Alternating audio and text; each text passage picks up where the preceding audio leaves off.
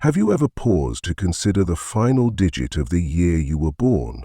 Not the year itself, not the month or the day, just that last number, the closing note of your birth year, like the final beat of a drum, announcing your arrival into this world. It seems trivial at first glance, a number you've probably written thousands of times on forms, documents, and memories without ever questioning it. But in the symbolic world of the soul, what appears insignificant can hold profound meaning. That single digit may carry a hidden resonance, a vibration that echoes through the architecture of your psyche, subtly guiding your emotional tendencies, your existential questions, your very relationship with time itself. Carl Jung, the father of analytical psychology, taught us that nothing in life is random, not even the moment of our birth. According to Jung, the universe speaks in symbols. It speaks through myth, through dreams, and even through the language of numbers. These symbols form what he called archetypes, primordial patterns that shape human experience across cultures and eras. They're not just stories, they're energetic imprints embedded in everything, including time itself. To Jung, time was not merely a sequence of hours or dates. It was a living force with psychological flavor. The age we are born into, the cultural climate, the collective psyche of a decade, all of it leaves a symbolic imprint on the soul. We are born into more than just a body. We are born into an atmosphere of meaning. And that final digit of your birth year, it's like a symbolic fingerprint, a subtle clue to the deeper currents that flow through your being. What if that number, whether it's a 1, a 5, a 9, or a 0, carries a tone that's uniquely attuned to your soul's rhythm? This isn't about superstition or deterministic labels. Jung was never interested in telling people who they were with rigid definitions. He was interested in awakening the parts of ourselves we've ignored, in helping us see how the unconscious influences the conscious, how patterns silently shape our lives. Numbers, when approached symbolically, can be windows into those patterns. Think of it this way: 0 isn't just a placeholder. It's a symbol of the void, of infinite potential, of spiritual beginnings. 1 isn't just a starting point. It's the archetype of the pioneer, the one who breaks away to form identity. Each digit carries its own mythic essence, showing up in religious traditions, folklore, and psychological themes across history. So what might your final digit reveal? This exploration is not about defining you. It's about offering a lens, a mirror, a whisper from your deeper self.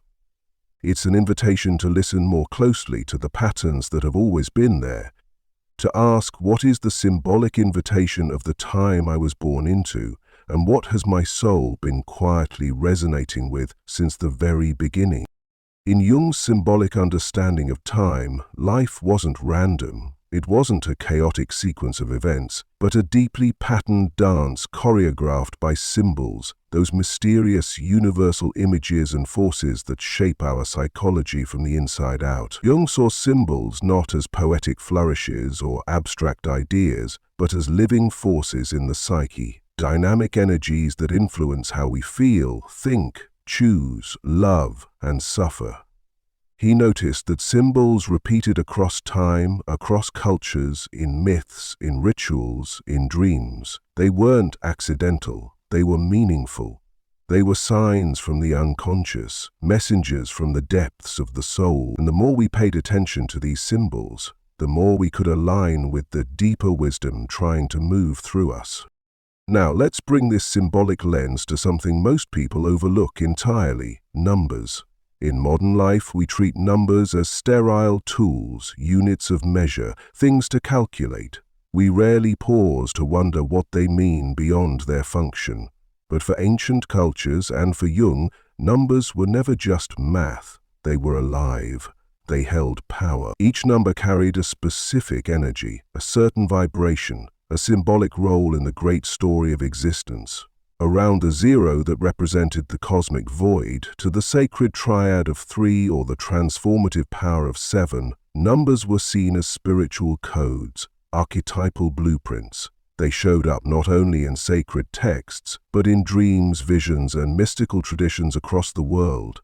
Jung embraced this symbolic view. He studied how numbers appeared in alchemical texts, how they surfaced in dreams during times of crisis, how they represented deep psychological processes of union, conflict, transformation, and rebirth. To him, numbers weren't predicting the future, they were mirrors of the soul's inner structure. They reflected something already alive within us. So let's bring this back to your birth year. Your birth year isn't just a historical fact. It's a symbolic doorway, a timestamp of the collective energy you entered into. It holds the atmosphere of the world at that precise moment. The culture, the fears, the dreams, the archetypes that were most active in the human psyche at the time. And at the end of that year is a digit, just one. Small maybe, but potent. That final number is like the closing note of a song. It doesn't define the whole composition, but it colors it. It sets the emotional tone. It lingers like an echo that quietly hums beneath everything that follows. And what if that echo has lived inside you ever since? What if the final digit of your birth year holds a frequency that your soul naturally vibrates with? Not because of superstition, but because it entered with you, like a seed planted in time, growing silently beneath the surface of your choices, your wounds, your longings, and your desires.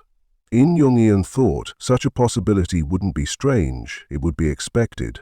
Time, to Jung, was not empty, it was saturated with meaning.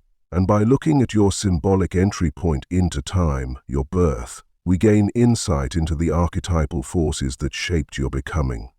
Let's take a simple example. Imagine you were born in 1984. That final digit 4 carries a different psychological resonance than someone born just 5 years later in 1989.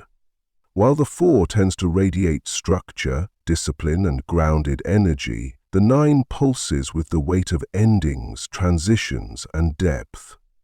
One seeks to build a solid foundation brick by brick. The other often stands at the threshold between chapters, pulled by the urge to release and renew. You've likely sensed this difference in people around you without ever putting it into words. Some feel like natural stabilizers, quietly constructing order out of chaos. Others seem to live in cycles of profound closure and rebirth, always shedding old skins to grow into something new. This isn't coincidence, it's pattern, it's soul rhythm.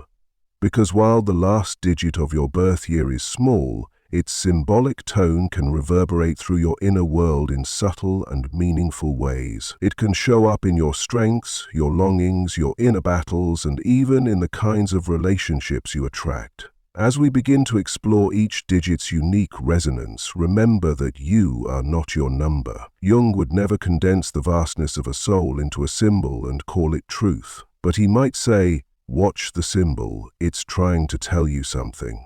Because symbolic thinking isn't about narrowing your identity, it's about expanding your awareness. So ask yourself, where does this pattern already live in me? What parts of my soul seem to echo this tone? And how can I live more consciously in alignment with it? This journey isn't about predictions, it's about perspective. And it's not about changing who you are, it's about understanding what's always been within you, waiting to be named, seen, and honored. When we open our eyes to the symbolic language of time, we begin to recognize the invisible architecture beneath our lives. We begin to navigate instead of drift, or we enter the sacred territory of each digit, beginning where everything begins and ends with 0. To be born in a year that ends in 0 is to carry a sacred vibration, one that defies the linear, the ordinary, and the expected. 0 is not just a number, it is a paradox, a circle with no beginning and no end, a silent echo in the architecture of time. While the world may see it as nothing, the soul knows otherwise.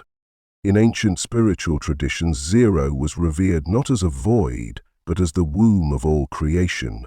It was the space before the first sound, the breath before the first word, not emptiness, but infinite potential, a field of possibility where anything can be born, where all opposites merge and dissolve into unity. Symbolically, 0 is the archetype of the self, not the self as personality, but the self as totality, the wholeness that holds both light and shadow, masculine and feminine, conscious and unconscious. If your birth year ends in 0, you may feel this in your bones, even if you've never named it. A quiet awareness that life is cyclical, not linear. That progress is not always forward, and that meaning is not found in speed, but in stillness. You may feel out of place in a world obsessed with direction, with results, with noise, because your soul remembers a deeper rhythm. Those born under the tone of 0 often carry an inner gravity. They draw others in not through performance, but through presence, through listening, through silence. There is something timeless about them, something beyond personality. Your energy is often quiet, but it is never empty. It is the pause that makes the music meaningful, the breath that reconnects the body to spirit, the soul that remembers where we came from and where we return. Moving to 1, we encounter the soul that dares to begin. To be born in a year ending in 1 is to carry within your soul the spark of origin, a force that does not wait for permission, but steps forward into the unknown. While 0 represents the sacred stillness before creation, 1 is the flame that ignites it, the bold initiation of a journey that has never been taken before. Those whose birth year ends in 1 often feel this energy early. Even in childhood, they may sense a subtle tension between who they are expected to be and who they truly are. There is a quiet urge to define themselves outside of roles, labels, or traditions. Whether introverted or expressive, their soul tends to whisper, "I need to find my own way." If you were born under this number, your soul likely resonates with the pioneer archetype. You're drawn to innovation. You may question systems. You likely resist anything that demands blind conformity. 2 carries the sacred imprint of duality, the dance between self and other, between inner world and outer expression. While the energy of 1 seeks individuality and initiation, 2 moves toward connection, reflection, and resonance. It is the moment the soul begins to recognize that it is not alone. This is not the energy of dominance, but of attunement. Not the need to lead, but the desire to harmonize. People born under this vibration often sense the emotional current in a room before words are even spoken. From a young age, they may have noticed how others felt, sometimes more clearly than they understood their own inner states. These are the children who adapted quickly, who soothed others, who became what was needed to preserve connection. Their gift of empathy can become a wound when it flows only outward, when they silence their own voice to preserve peace. 3 births expression, the soul's desire to speak, to shape, to shine. In symbolic traditions across cultures, the number 3 is sacred, the Holy Trinity, the triangle, the bridge between opposites. It is where the union of 2 gives birth to a third reality, an idea, an image, a vibration. It is creativity in motion. People born under this number often feel the world differently. They don't just observe life, they absorb it. Stories, colors, rhythms, symbols, their souls are attuned to the music beneath the surface. 4 carries the soul of an architect, not of buildings, but of inner frameworks. While 3 flows freely and expresses outwardly, 4 lays foundations. It seeks stability, responsibility, and meaning through structure.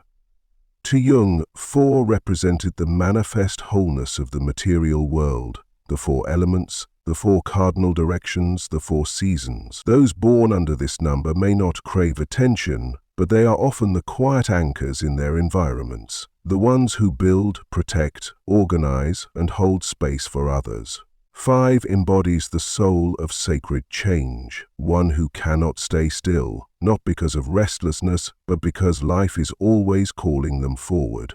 The number 5 is the symbol of movement, curiosity, and evolution. In many mystical systems, it sits at the center of the digits, balancing stability and disruption. These individuals often go through profound internal shifts, changing paths, beliefs, relationships, identities, not out of confusion, but because to remain unchanged feels like spiritual death. 6 carries the soul of a guardian, someone who is instinctively drawn to nurture, protect, and remain present when others disappear. 6 is the number of devotion, of love in action, of holding things together, not for glory, but because the heart won't let go. From an early age, those born under this number often feel emotionally responsible. They are the ones who comfort, who stabilize, who sense what others need before it's said. 7 holds the soul of the seeker, one who is never quite content with surface answers, who turns inward again and again, searching for what's real beneath the noise. Across symbolic systems, 7 is the number of mystery, of inner truth, of spiritual awakening.